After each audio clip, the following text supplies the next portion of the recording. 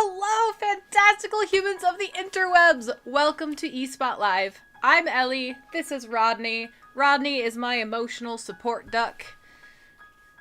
And he's what keeps me going. I love him very much. Welcome. This is exciting. It's a Thursday. It's been an interesting week. I think, I'm not used to actually having days off of work. I've never worked a job where I had holidays before. And so I feel like my brain's been a little confused this week. Not necessarily in a bad way. It's been fun. It's exciting. Rodney in the house, and so is Silly! Hello, Silly, and welcome! It's always really, really nice to start these with a chat. So that's super exciting. I also always start eSpot Lives with disclaimers. My disclaimer today is that I didn't have quite as much time to prep as I typically do, so I didn't have time to do any system checks. But everything seems to be running super smoothly, so maybe that's actually the solution. Maybe I just need to not try to test my internet or anything, and it just runs smoothly, because I have not gotten a single notification about my stream dropping, which is kind of a miracle. Wow, there we go. See? Told you guys. Kind of miraculous and or a miracle in its own right. So, hey, I'll take it. So my disclaimer is that I'm less prepared and yet it's running smoothly. So if anything goes off, as always, keep me updated in the chat. I'll keep an eye on it. Let me know if anything does get a bit choppy, and I'll usually just feel awkward about it on stream because as of now, I haven't really been able to fix it when it happens, but I try, and that's the important part. Silly says audio and video seem good. Woohoo! And then Silly says, yes, I've been a day off all week. Same. It's crazy. Yeah, I don't know what today is, but it doesn't. I know it's Thursday because I'm live, but I did not know it was Thursday until later than I would have liked. Anyways, with that being said, oh no, I knocked over Rodney. I'm sorry. Rodney needs his perch to be secure. There we go. I think we're good. Woo! So it goes, hence the limited preparation. Yeah. That's definitely part of it, for sure. It's been a really busy week. And since, might as well use this to throw on a pitch, right? DVSI Entertainment is going to E3, which is super, super exciting, and there's a lot happening with that. So, it's also been, a lot of busyness, but in a good way. So there we go. Silly says we need to make Rodney a perch. Yeah, Rodney's perch is, a couple of empty boxes stacked on top of each other. It's a very precarious perch. So yeah, he deserves a better, sturdier perch, or as Silly says, or a watchtower. Hey. Silly's Devious Eye Entertainment is listed on the 2021 E3 wiki page, just for your info. Yeah, we are! Hey! Guys, I cannot actually put into words how excited I am for E3. If you have been following DVSI Entertainment on social media, you might have also seen an announcement talking about a certain live host doing certain things. I'm so excited. I'm so excited. We don't have our own wiki page yet. How does one get a wiki page? Because that's not exactly something, that's like that's random people do Wikipedia, right? That's not something where you actually go and make your own, is it? I don't know. I should know how Wikipedia works. I used it often enough in school. Anyways. Y'all should make a DVSI Entertainment wiki page. And I should probably start talking about the actual topics I'm meant to talk about tonight at some point in time. We'll get there. If you are new here or tuning in after I've been live, welcome. I would apologize, but by this point in time, this is kind of what you get. eSpot Live is a show where I am live. None of this is scripted or edited, unfortunately, at times. And I babble about news topics connected to the entertainment industry. We have fun. I chat with people in the chat and get off topic all the time and lecture people to drink water. Welcome. That being said, let's jump into news topics for today. So first topic to talk about, something I'm very, very personally intrigued about. Dark Horse Comics has announced a gaming division. What? So very recently, Dark Horse Comics announced a new game and digital division called, aptly enough, Dark Horse Games. This is a new label that will be partnering with various developers to create its own titles based on a library of hundreds of IPs which Dark Horse either owns outright or has the rights to.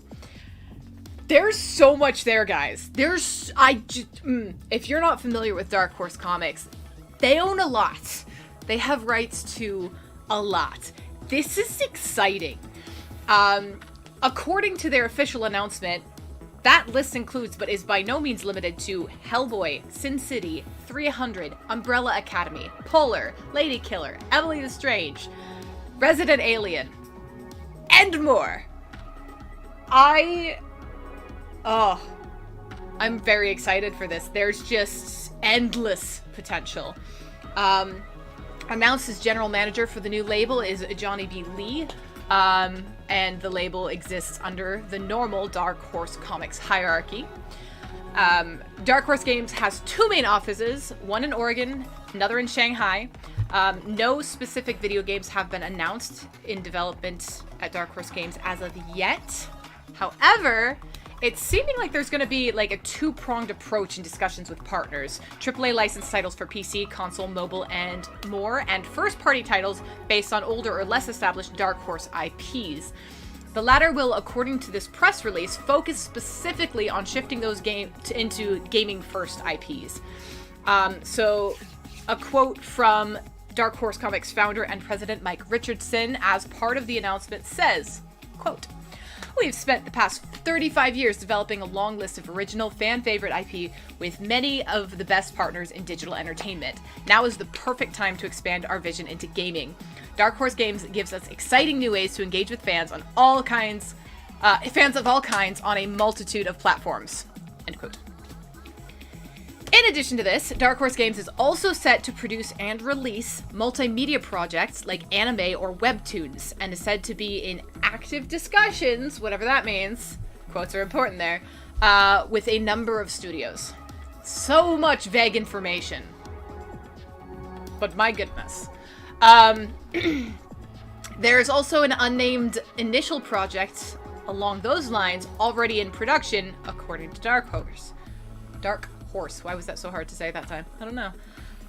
What it's gonna be, we don't know. Nothing's been officially revealed except little hints here and there. Still really exciting stuff. General Manager Johnny B. Lee says, quote, "Dark Horse Comics sits at the intersection of consumer entertainment, production, and publishing. We're one of the few companies that own IP nimble enough to execute coordinated strategies across multiple platforms, and that's a huge advantage in gaming and digital." End quote. It's true. It is very much an advantage. They have so much content. They've got so much flexible content, and it's like they just opened up this universe of possibilities. I'm super excited about.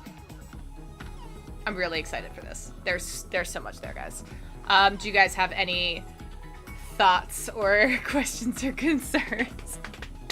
Sally's like, girl, this topic is fun, but more importantly, you're gonna be doing the E3 stream? Apparently.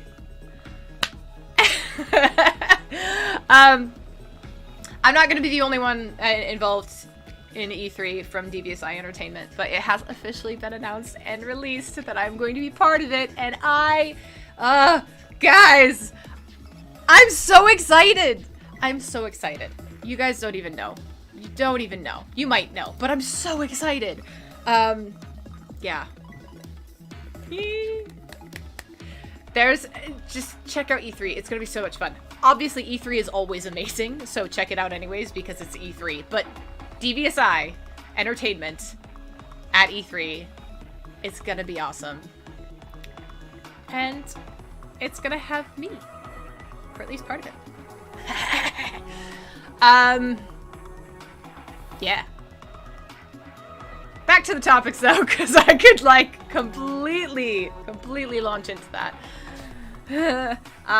Very excited. Much excite. All the excitement. So much that there hasn't been much sleep. Which also has probably impacted my ability to tell time at least a little bit. Next up in news-related topics, I don't know if this is news, but it's amusing as heck. People have been bidding up to $34,000 on, wait for it, a chicken nugget that looks like an Among Us character. The things that people will spend money on, guys. If I had $34,000 to drop on a nugget, I'd like to believe that I would spend it on something else. Like, I don't know, student loans. Just, I guess if I had $34,000 to drop on a chicken nugget after I paid off student loans, you know what, I'd still find somebody else with student loans to drop it towards. That's what I would like to believe that I would do if I just ended up with random amounts of money. But you know what? To each their own. I can't knock somebody for wanting their nuggies. As Silly says, chicken nuggie is sus. True story. So this is a McDonald's chicken nugget, shaped like a crewmate from the hit Mafia-styled game Among Us, listed on eBay this past Friday. The bidding is still ongoing, as of the reporting by Polygon.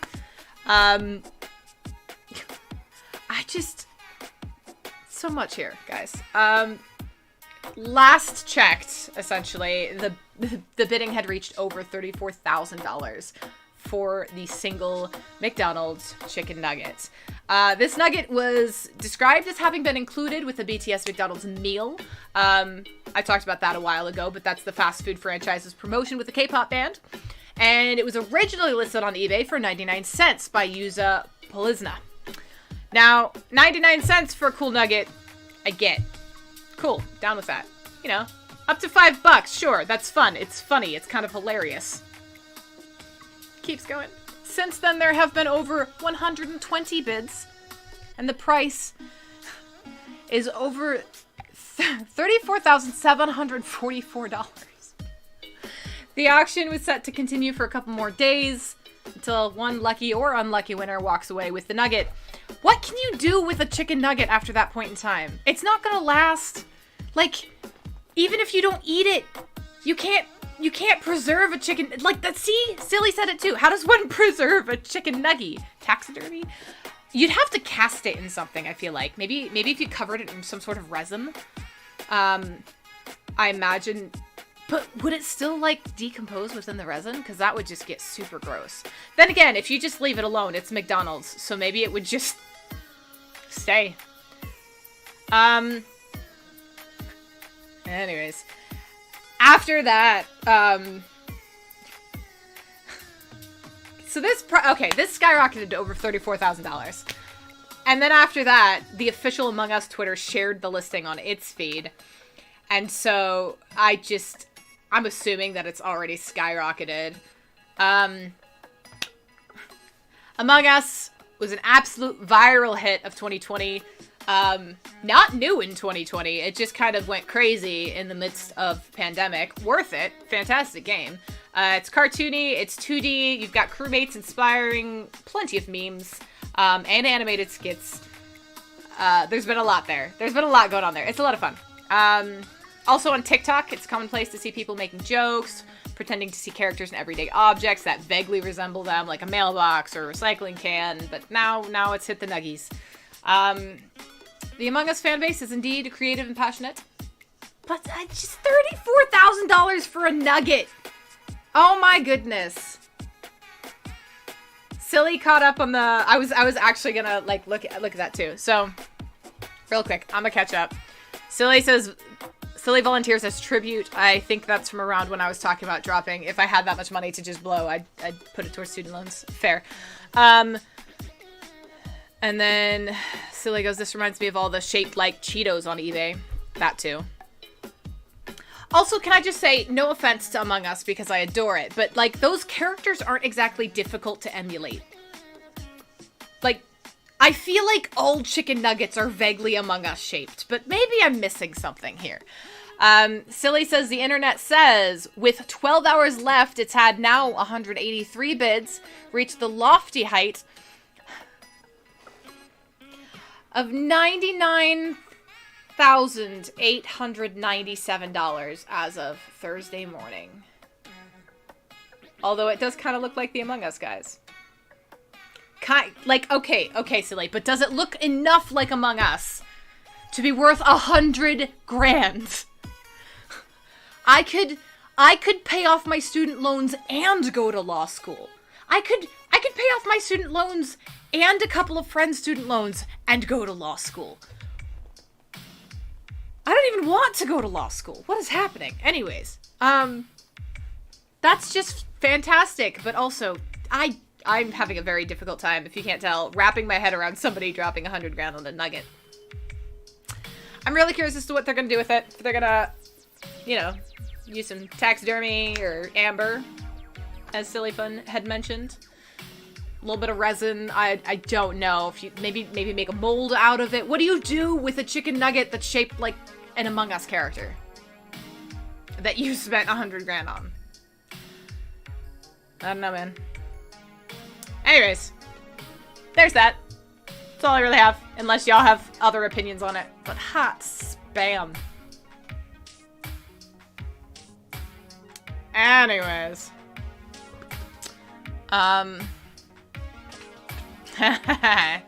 Silly, I adore your puns. Celia said, I mean, if you don't do anything with it, I'm pretty sure that'll make a mold out of it.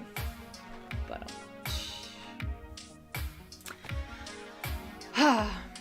anyways, next up.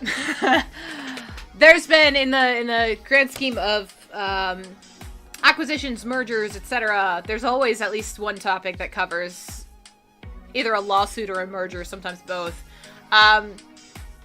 Warner Bros., or specifically Warner Media and Discovery, has merged together, and a new name for this media company created was announced along with its logo and tagline. This telecom giant, AT&T, purchased Time Warner, which has since been renamed to Warner Media. So that was 3 years ago, for only $85 billion. So now that I'm done, like, freaking out about people blowing 100 grand on a nuggie, let's talk about companies blowing almost $1 trillion on a company. Almost $1 trillion, that's pushing it. Okay, fine. Still, 85 billion, that's a chunk of change. I could pay off everybody's student loans, but you know, it's fine. So yeah, this was 3 years ago that original merger happened, or that acquisition rather. So that acquisition gave AT&T ownership of everything that had been previously under the Time Warner banner. That included CNN, Turner Sports, Warner Bros. Film Studios, TBS, True TV, Cartoon Network, TNT, and HBO. Last month, it was announced that AT&T will merge Warner Media with Discovery in order to create a single media company expected to be valued at a cool $100 billion. $150 billion, my bad. There you go. Yeah. Now I'm just realizing that I forgot there was 100 billion that came after 85 billion, but well before $1 trillion. But still, anyways, it's fine. Math's not my strong suit. Anyways, in order to better compete with the likes of Netflix and Disney, with streaming wars happening, this deal combines Discovery's leading reality TV program with Warner Media's premium entertainment, sports, and news. So Discovery's assets include TLC, Food Network, HGTV, Animal Planet, Discovery Channel, the Oprah Winfrey Network, and the streaming service Discovery Plus. So now we see Warner Media and Discovery's combined company taking shape. So recently the name of the combined company was unveiled. Warner Bros. Discovery. I love that it's this big reveal. What are we gonna call Warner Media and Discovery together? I know. Warner Bros. Discovery. Still fun. David Zaslav, Discovery's chief executive and the new company's expected CEO, announced the name to employees from the Warner Bros. Studio lot in Burbank, according to Deadline. So they then revealed a new but very old-timey logo alongside a tagline. The tagline is, quote, "The stuff that dreams are made of," end quote. The company's tagline is a quote taken straight from the classic Warner Bros. Film from 1941, The Maltese Falcon. I remember watching that in 10th grade. I think it was 10th grade. Anyways, other than being, like an homage to the film studio's very rich history, the tagline is also an indication of what the new company is going to focus on and be about. According to Warner Bros. Discovery, the new name will, quote, "honor, celebrate, and elevate the world's most storied creative studio in the world with the high-quality global nonfiction storytelling heritage of Discovery," end quote. That was a difficult sentence, and I don't know why, but it was a little bit redundant, I think. Since the merger has not been approved yet by federal regulators, much is still unknown regarding this new company.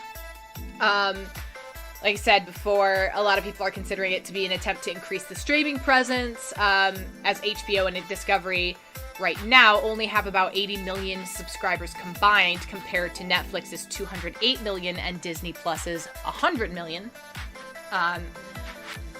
So yeah, details of like how the combined company will be structured is unclear, but they're expected to offer an HBO Max Discovery Plus bundle. So that's the assumption. It's going to be really interesting to see how this massive merger will affect the subscriber count. And also if it actually does end up able to kind of compete with Netflix down the line. It's, I feel like not only are you just going to take the numbers from one streaming service and add it to the number of another, but once you add those streaming services together, it makes it much more competitive product. So you are more likely to sell more subscriptions that way as well. Much more is going to become apparent when the Warner Media Discovery deal officially closes, which is anticipated to be sometime mid-2022. So a lot happening there, a lot of conjecture, but they're confident in it because they've already named it. We'll just have to wait and see what they come up with. Such an interesting thing, though. You've got a company, and then you buy the company, and then you just smash it with another company. It's another reason that the numbers just got away from me. Like, once you get to $1 billion+, it just doesn't even make sense to my brain anymore. When it comes to, like, just capital. It's just way over my head, guys. Catching up on the chat really quick.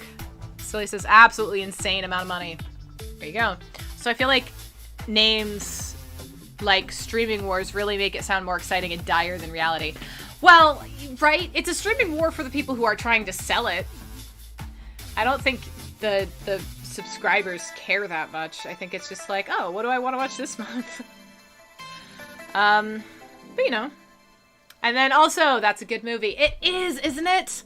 I have not seen it in a hot minute. Now I gotta go back and watch Maltese Falcon, which apparently I'll be able to watch on Warner Bros. Discovery whenever they combine their streaming deal.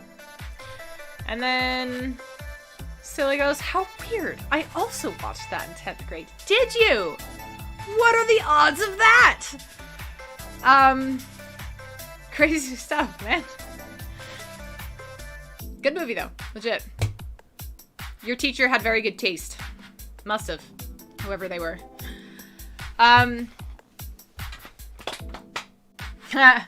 Captain Silly reporting in. 1st Digital Infantry, 3rd Netflix Battalion. Aha! So you're a Netflix user. I see. Yeah. There's a lot going on in the streaming wars world. A lot of talks about kind of how to cap subscriptions as well. A lot of talk about households That's something that I could, like, babble on about for a hot minute, because I have thoughts when it comes to household. When you purchase a streaming service, typically you're purchasing a certain number of screens, essentially, or accounts within that service. Now, I get the concern when people kind of give out, or when a password or username gets just kind of passed around enough so you have a whole bunch of people using the same account, but there are already things in place to kind of cap that, with various usernames, with how many streams can watch simultaneously, etc. Like that, all I get. But the talk, I don't have a specific reference for this because I'm not necessarily supposed to be talking about this, but it popped up. That whole concept of, like, trying to cap how people decide to share their membership when they do purchase a bundle is, for me personally, just a really, really slippery slope there. Because how are you going to decide who a household is? Right? Is this like your standard mother, father, 2.5 kids that you have to register in order to share your screens? What makes that a more valid household than when one of the 2.5 kids grows up and goes off to college out of state? Do they get to keep using their parents' account that they've been on? That's a family account because they're still part of the family. Or do they then have to purchase an account with their roommates? And what makes that a household? They're not family. Like, that's just how can you then go and control what is a household when it comes to utilizing something like that, sharing resources, which does include entertainment. Fight me on that. I have several households, and they're not necessarily what other people would consider households, but I have people that I've lived with in the past that I share certain things with. Like, that's just, even bills people do that with. Anyways, I've gone way off topic, y'all. But it is something that I'm just very, very curious about, because I know that several streaming services are really trying to crack down in order to win the streaming war, right? Because the way you win it is by getting, first of all, the most subscribers, and second of all, the most income from it, right? I'm assuming that's how a corporation wins, is by making the most money. Meh. So I like I said, I kind of get wanting to cap it. Nothing against wanting to cap it. It's a business model for sure, but the idea of selling a family bundle that has, say, four profiles, 4 streams simultaneously, and that's the cap on it. But then to go a step further and being like, but wait, you can't share it with this person because we don't think they're your family. It gets a little complicated. You can't even do that in the medical field. Like, if a patient says someone's their family and therefore has the right to come visit them, then that's that patient's family and has the right to come visit them. Anyways. Catch up with the chat real quick. Silly in reference to me saying, oh, you're a Netflix battalion. They're like literally all of them. Quadruple plus agent. That is fantastic. Or when they moved to LA. Who would do that? Especially if they have to give up a Netflix account for it. Dang, that's just poor planning. Anyways, moving right along. The next topic to chat about, because I haven't even been on topic for the last, like, I don't know, 5 minutes. Battlefield has appointed ex-Call of Duty exec in order to help grow the series. So that's fun. EA has appointed a new general manager for the Battlefield franchise to help grow the series, and he's previously served the same role for Call of Duty and Destiny. EA announced that Byron Bede has been joined Battlefield as SVP and GM, and, quote, signals a strategic long-term commitment to the growth of the franchise, end quote. Bede previously worked as GM on both the Call of Duty and Destiny franchises, as said, and with COD was part of launching the series' live service aspects, including Call of Duty Warzone and Call of Duty Mobile. With 2021's mainline Battlefield game, as well as a mobile spin-off now being developed by 5 studios, it appears that EA is putting huge resources behind the franchise, presumably to try to counteract Call of Duty's recent huge success. Bede's appointment, direct from the Call of Duty series leadership, seems to signal yet another step in that very direction. So while Bede will be part of getting this year's game and next year's mobile game over the line, his focus is actually on the future of Battlefield beyond them. So those are things that were already in place with or without him. They brought him in, and he's looking forward to the future. So they are planning, like, this is a legit long-term plan going on here. And they brought in the guy who blew up Call of Duty, so we'll see how this goes. I skipped a line in my notes. There we go. Bede will report directly to Respawn founder Vince Zampella, who took over as head of DICE LA last year, DICE Stockholm GM Oscar Gabrielsson. I butchered that. I apologize, Oscar. And EA European Studios GGM David Rudder will see no changes to their positions. As of now, it's very unclear what EA's vision for Battlefield is beyond the next year or so. Like I said, we kind of already know what they're planning for the next year, but after that, we don't know. We just know that obviously they're planning something and they're throwing money at it like crazy, so there it is.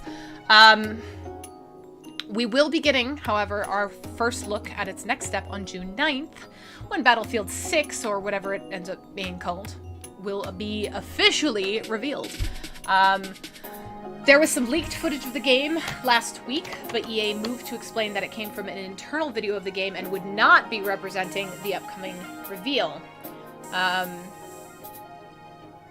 Leaks always crack me up because you never know how much of that's planned and how much isn't.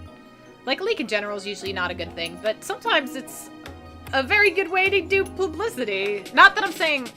I want to be careful with that, because I'm not trying to come out and say, oh, they did this on purpose, by any means. That was like a side thought that just popped up and was like, I know some people do this sometimes, unrelated to this, because I don't know the inner workings of the EA.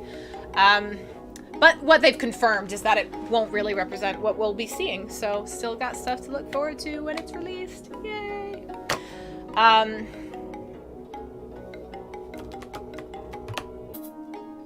Silly in the chat saying, wow, traitor. And then for my benefit, COD and Battlefield are traditionally rivals. That's fair.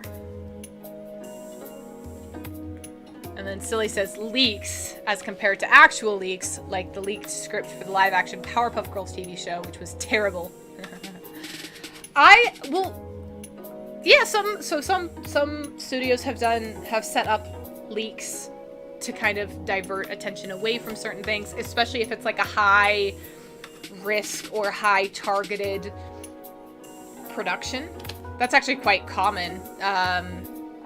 Certain big productions will write dummy scripts or even shoot dummy scenes to avoid spoilers. Yeah, there it is. I think this is the perfect moment for a water break. Now is our regularly scheduled water break, where I literally just go to a BRB screen and chug some water. Keep my voice up. Also, I lecture you guys to drink water, because water is necessary for this little thing called survival. Your kidneys need water in order to function. I learned this the hard way, guys. Please take care of your kidneys so they can then take care of you. I will be right back. If I can find the button.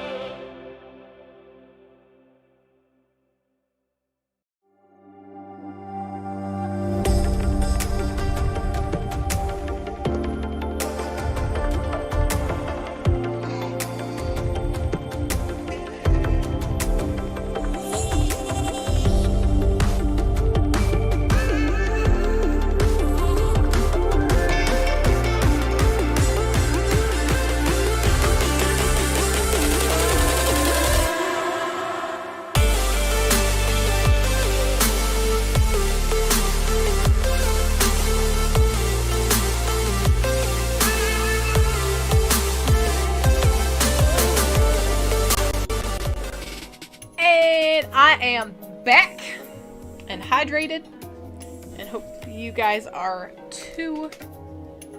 Wow. I bumped you again, Rodney. At least I didn't knock him over this time. We're good. We're good.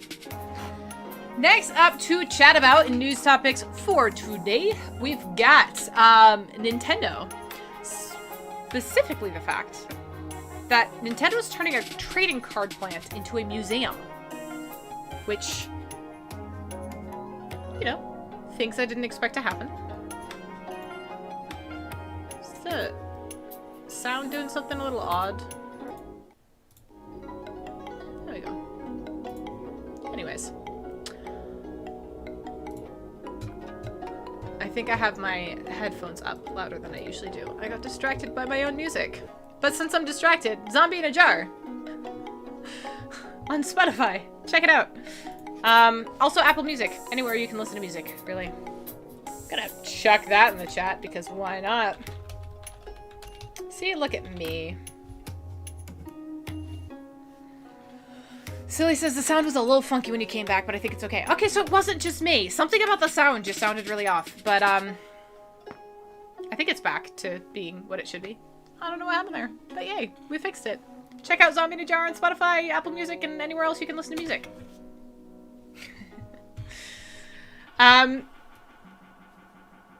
Anyways. Nintendo. There we go. Nintendo is turning a trading card plant into a museum. They've announced that its Yuji Ogura plant will be turned into a public gallery to, quote, showcase the many products Nintendo has launched over its history, end quote.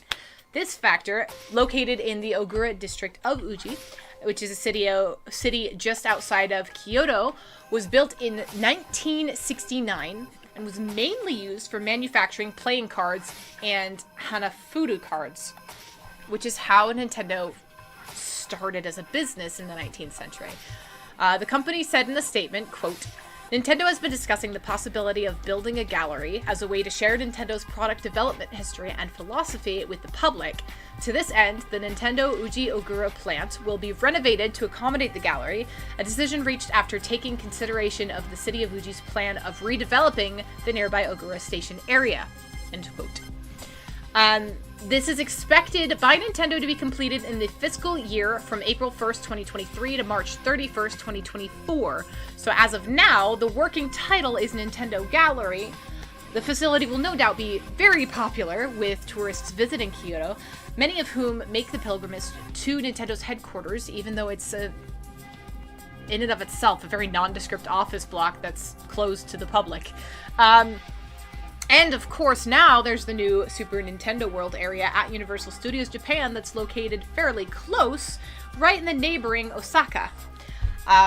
So a lot of exciting stuff happening over there, and I think it's a really good plan on Nintendo's part. Like I mentioned, they've already kind of been a place that draws in fans and people who are curious about the history, and as of now, it's always been close to the public. So while you still won't be able to march into Nintendo's headquarters, you'll get to see some really, really cool history in the form of a museum. And being the nerd that I am, I get super excited about museums. I am not even lying. I think more excited for this than I am for Super Nintendo World. Not that I plan on being able to go to Japan anytime soon, but hey, when it happens, and I'm excited about it. And that's definitely something I'd like to hit up. So there we go. I still feel like the sound's a little off. Or loud. Maybe I accidentally turned it up. Is that a little bit better with the sound? Or did I mess it up by trying to fix it? Let me know in the chat. I'll adjust it if I need to. Next up to chat about, real quick, Silly says, I think so. I think it's good. Okay. We'll take it. The next official topic is Tesla. Okay. Another combination I never saw happening. Cars and video games. So there's that. Silly boos Tesla very loudly in the chat. apparently Tesla's newest models are going to include infotainment systems that are almost as powerful as a PS5. So if you're still struggling to find a PS5 or an Xbox Series X, good news for you. A brand new platform is about to enter the fray. Little caveat, it's going to take a little extra storage space. Because it's a car. The new console is a car. Specifically, the Tesla Model X or Model S. That sounds familiar. AMD revealed during its Computex. It's computer, but with an X. I was very confident in how to say that word until it was time to say that word out loud, and now I have no clue. Anyways, it's a 2021 keynote presentation, and they revealed that Tesla's newest car comes complete with an infotainment system that boasts some pretty darned powerful tech, an AMD Ryzen processor and AMD RDNA 2 GPU. So that means the system is capable of up to 10 teraflops of computing power. For anyone like myself who doesn't fully understand that technical jargon, Elon Musk was on hand to explain, quote, yeah, new Model S and X have PS5 level entertainment computing power. So there's that. As much as the eccentric billionaire likes to say and tweet things kind of to generate buzz, in this instance, he's not incorrect.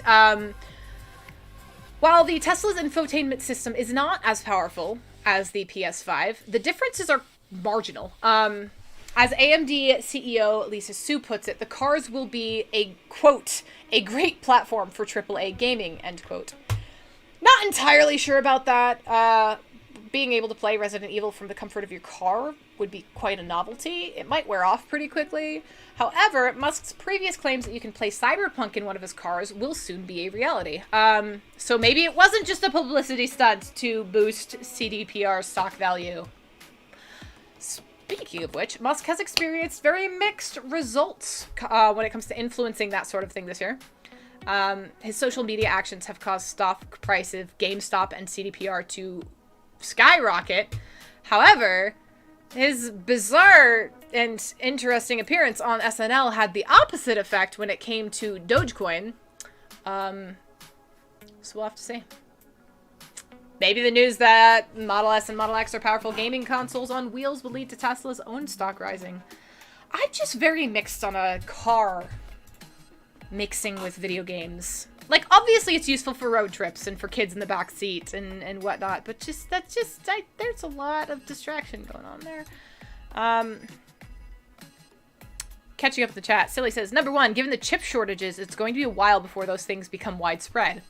Number two, given that Teslas have so many issues, you're better off duct taping a PS5 to the center console of your current vehicle. I genuinely don't know enough about Teslas or PS5s to have a personal opinion on that topic, but there you go. Like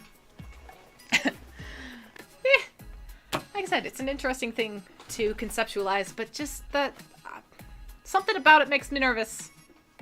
Cars and video game consoles mixing makes me nervous.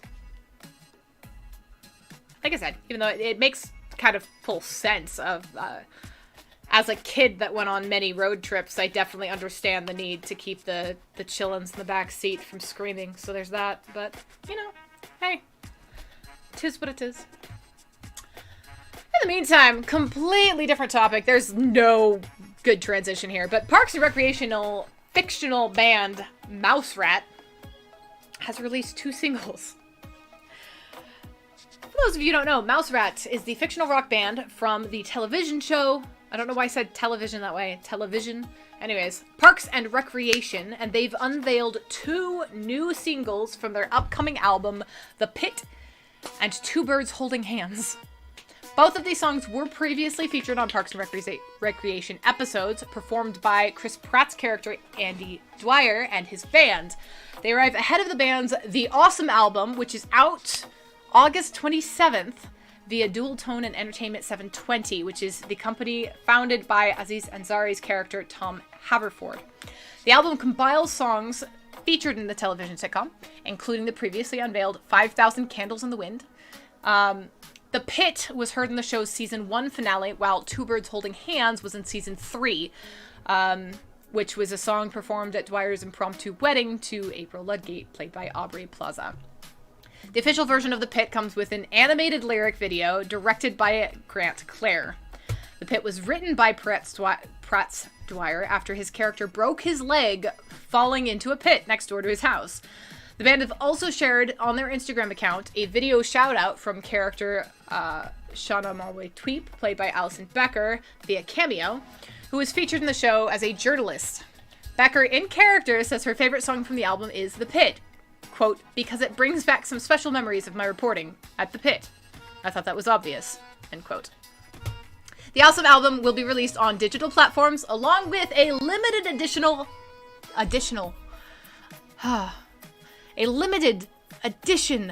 vinyl. There we go. Those were all separate words.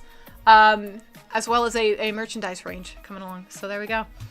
The album has a 15-song track list. Will also include guest features from Duke Silver, Land Ho, and its frontman Scott Tanner. It's kind of fantastic. I love stuff like that. Meta stuff becoming real stuff. I think it's absolutely fantastic. A lot of people are going to get a kick out of that. It's going to make a lot of fans happy. I adore that they're going all out and printing out a limited edition vinyl run. Hashtag worth it. It's going to be so fun. Yeah, there we go. Next up to chat about in news and topics for the day. Let's chat Blue's Clues. More specifically, let's chat Blue's Clues ringing in Pride Month. Heyo! Blue's Clues is ringing in Pride Month with a sing-along featuring Nina West. Nickelodeon is ringing in the first week of Pride Month with a very special sing-along featuring an animated drag queen and everyone's favorite furry friend, Blue. Blue's Clues published a new video to its YouTube channel called, quote, The Blue's Clues Pride Parade Sing-Along, end quote, which features RuPaul's Drag Race Season 11 contestant Nina West. In the video, an animated version of West leads a pride parade featuring adorable furry creatures as she sings along to the melody of The Ants Go Marching. The song includes updated LGBTQ inclusive lyrics celebrating the diversity of queer families, the importance of loving people for exactly who they are, and the joys of allyship. West sings, quote, I'm not going to sing it, I'm sorry, but this family has two mummies, they love each other so proudly, and they all go marching in the big parade. Which is sung right before spotlighting another family, which features two dads. As the parade continues marching, the song expands to more people in the LGBTQ community, including those who are trans and non-binary. It talks about ace and bi and pan grown-ups to love each other proudly. I think it's super exciting. Really, really cool. Silly's in the chat going, heck yeah, Blue's Clues. Also, heck yeah, Pride Month.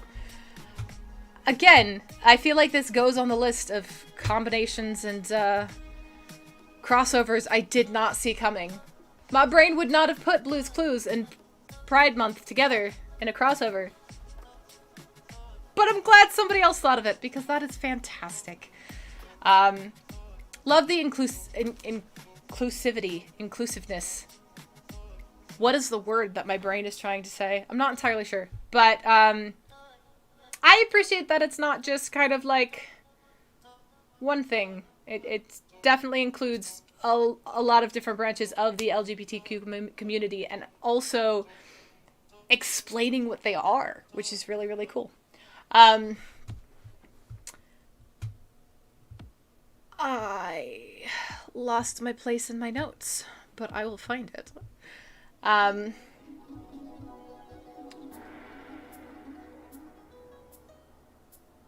What is... There we go. Haha, there it is. Linz Amer, producer of the video series Queer Kid Stuff, consulted with Nickelodeon for this particular sing-along video. As a huge Blue's Clues fan, they sat sitting in the Blue's Clues chair for what was, quote, for sure a career highlight, end quote. Amer, who uses they, them pronouns, told Yahoo in an interview, I definitely felt a huge responsibility consulting with the team. It's the same responsibility I feel in all the work that I do, bringing LGBTQ representation to children's media. Queer folks are not a monolith, and I can't possibly make every single queer person happy, especially considering the profound lack of LGBTQ representation, especially in preschool content. All we can do is try our best, and I think we did a pretty good job. They continue on to say, the team was an absolute dream to work with, and it's for sure the queerest thing I've ever seen happen in the preschool space. My main goals were twofold: to try my best to bring specificity to the video. That's where the song's vocabulary came in, using words like queer, trans, non-binary, ace, pan, and bi. And second, to expand the definition of family as it applies to the queer community. So acknowledging chosen family was a big part of that. They then added, I hope families and queer folks see themselves in this video. Everything I do is in an effort to spread queer joy, and this video fits perfectly in that mission. End quote. This is not the first time that Blue's Clues made an effort to elevate the LGBTQ+ community. In February, it released an alphabet song on its YouTube channel, showcasing the letter P to mean P is full of pride. During the P segment, LGBTQ pride flags appear around the letters, including the 8-striped flag recognizing queer people of color, as well as the asexual, trans, lesbian, bisexual, non-binary, gender fluid, intersex, and pansexual flags. The response has been very mixed, but mostly positive, mainly from Blue's Clues fans themselves, who've been following the Blue Dog from childhood. I feel like Blue's original fan base is all grown up, and is proud of Blue, standing for pride. So that's fun! I wanted to end on a happy, joyous note, so there we go. That's all I have for today. That's it. That's what I got for eSpot Live. Unless y'all have thoughts or anything related to that topic or others. If not, yeah, a lot of exciting stuff coming up, guys. Please, if you don't already, follow... What happened there? Hold on, there's a comment there. On a very gay note, you mean? There we go. I got distracted by the chat. I'm self-modding here. That's okay. Yeah, if you're not already following us on social media, follow DVSI Entertainment across all of the social medias. Also, we're on Discord, and we're growing that community, and we're really trying to be hands-on with it. So you can chat with our devs, you can chat with me at times. We have a lot of fun on Discord, so definitely check it out. We're also obviously on all of the social medias. We're on Twitch, we're on YouTube, we're on Instagram and Twitter and Facebook. And yeah, there's some super exciting stuff coming, including E3. Guys, we're going to E3. I cannot freak out about that enough. The official announcement on the Discord page says DVSI Entertainment will have a live showcase on Saturday, June 12th at 8 p.m. EST, which is 2 p.m. if you're on the other coast. Members of DVSI Entertainment and Before the Storm will be sharing our latest projects with the help of eSpot Live hostess Ellie. And there may be some extra guests as well. Guys, I'm so excited, and I really hope you guys are too. Check it out. Keep following. There's an app that's coming out for E3. Check that out too. It's going to be super awesome.